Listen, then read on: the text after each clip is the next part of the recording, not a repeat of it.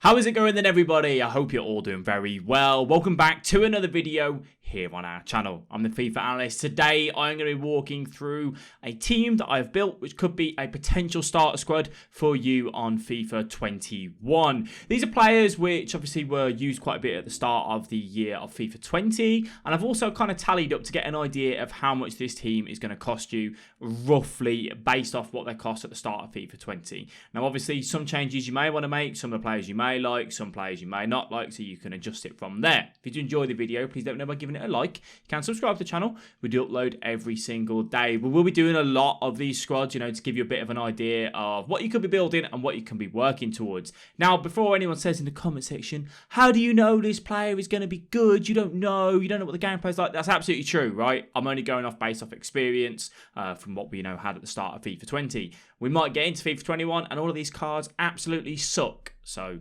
don't take every word for gospel. Okay, so what you can do if you want to go ahead and build some of the squads yourselves, you can go onto our website called Footbin. You can use Foothead, Footwiz, any of the the sites that are out there to go ahead and build your squad. You can also on Footbin at the minute they have got FIFA 21 players. So as FIFA 21 players get released and they know more about them, they kind of get put on there. So like the latest players, so like Dortmund's squad has just been rumored, so they've kind of been putting that on there.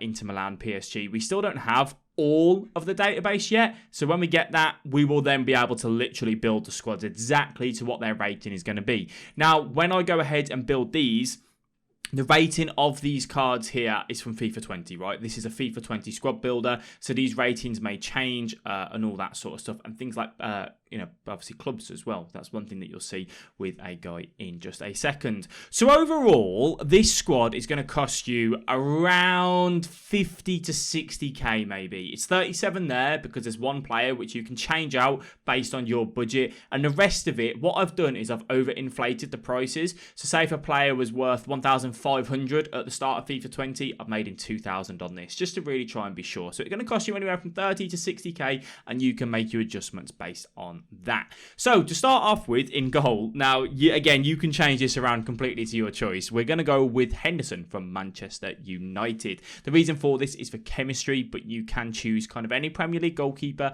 if you wanted to. If you wanted to go and choose someone else, that's absolutely fine. You can do that. That isn't a problem.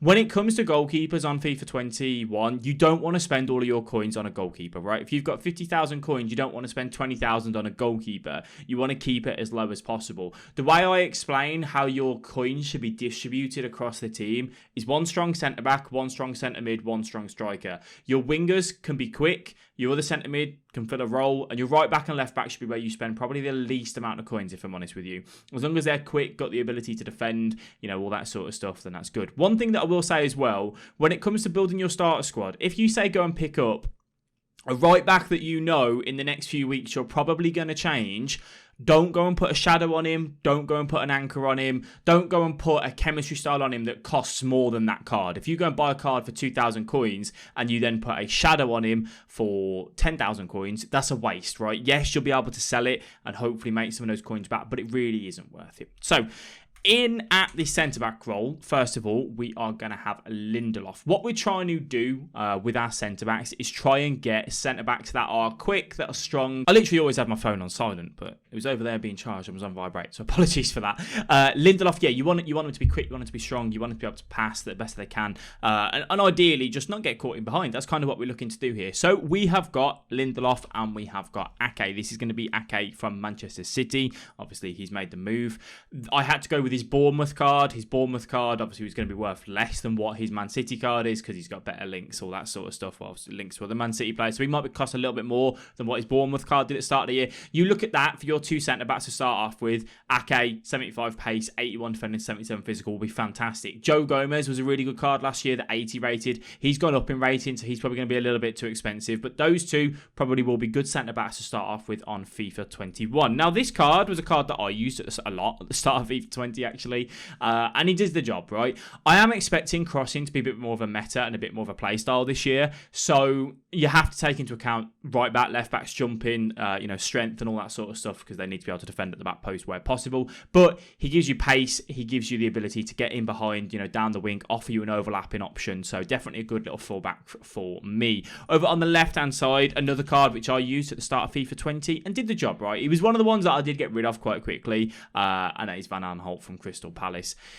Not phenomenal, I'll be honest. He didn't set the world on fire, but he did a job, right? He just kind of filled that role. As I said, same with Malcute. There's the least amount of coins that you want to be spending where possible. Now, moving over to our centre mids. You want to try and get a good balance of centre mids if you can do. I have used this card throughout FIFAs for many, many years now, and that is Zielinski. And he's always done good for me, to be honest. He's never been that bad of a card. He just sits there in the middle, can go forward, can stay back, got a good passing. He's good on the ball, good pace as well. So he can do a job. He's not the most amazing defensively, but I still think FIFA 21 will be very much...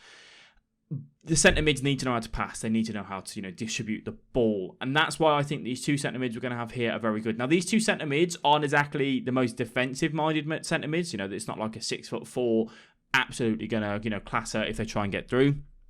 And the other one, just to please the Man United fans, is going to be Van der Beek, right? He gets a strong link into Lindelof, and he gets a strong link into Ake, with obviously the same nation on there. So that should be good. Could be a good little card. Overall, very balanced stats. Again, not as quick as Zielinski, but could do a very good job. You'd probably have Zielinski as a box-to-box, maybe, and then would you go? Interesting one, actually, because I suppose you've got more pace and more dribbling from Zielinski, quite possibly. But it depends on what Van der Beek's card is going to be, to be honest. Given that he's gone to Manchester United, he could be a lot more. So these are the cards that now are going to start to cost you a little bit more. Lozano was quite about 15,000 coins at the start of the year.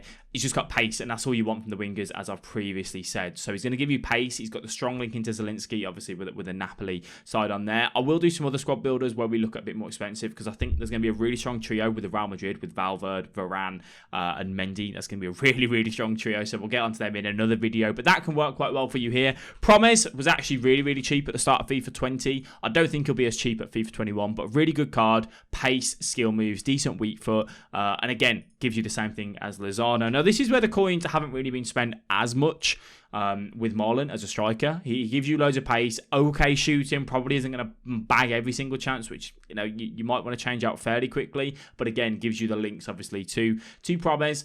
Doesn't get the strong link, obviously, to Van der Beek anymore, because obviously he's moved club, but still gets a soft link there, so we still get full chemistry. And then this is the last position where things can be a little bit different, right? You can go for Zaha, who was quite expensive at the start of FIFA 20, fast start of FIFA 20, or you can go someone like Lucas Moura. You can kind of take your pick here, right? You might only get 7 chemistry on the player. Van der Beek would get 10, obviously, because he's got the strong link to Ake and to Lindelof being at Manchester United. You can take your pick here, really. Zaha gets a strong link, so he would get full chem with Van Aanholt, and obviously Van der Beek being at Manchester United, and he could be very, very good. For me, I like Lucas Moura. If I was going to play this, saying a 4-2-3-1, I'd have Lucas Moura as my cam. I'd have Mullen as my striker, Lozano and Promes as my wingers. If I was going to play like a 4-4-2 or a 4-2-2 that I think is going to be strong next year, you want to make sure that this centre attacking mid that you've got has the ability to play up front, like Zaha, like Lucas Moura. They can do that job quite well. But you can kind of take your little pick here. These are the two positions, this left centre mid here, and obviously Lozano. Those are the positions that have come up with a little bit more expensive, a little bit more on the budget, so you can make your adjustments based on that if you needed to. Now, I know I'll be getting questions from people saying, yeah, but this isn't a 4-3-3. Lucas Moura is playing left centre mid. Remember, guys, you can do custom tactics, pre-game plans, which means that you can set it up in whatever formation you want to get the 100 chemistry, and then you can change it to a 4-3-3 in game, a 4-2-3-1 in game, a 3-5-2, whatever it is, and the players still get 100 chemistry.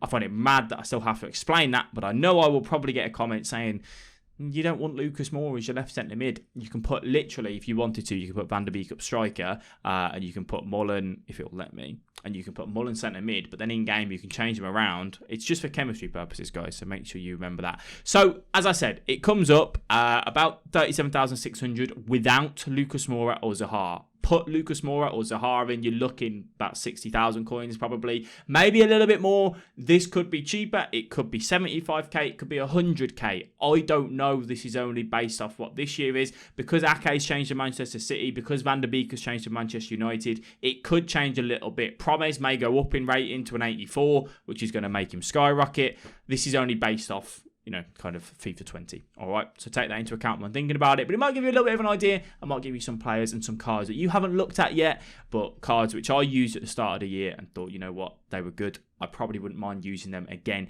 on FIFA 21. That is going to be it for the video then, guys. I hope you have enjoyed. If you have, please let me know by giving it a like. As I said, you can subscribe to the channel. We do stream over on twitch.tv/FIFA Analyst. A link is in the description for that if you are interested. When FIFA 21 drops, we're streaming 6 days a week. We've got 2 videos coming every single day as well. And the upload schedule will be changing to an 8 AM and 8 PM just before FIFA 21 drops, because that's going to be our new upload time. I hope you guys have enjoyed. Thank you very much for watching. Thank you for your support as always. And I'll catch you guys in the next video.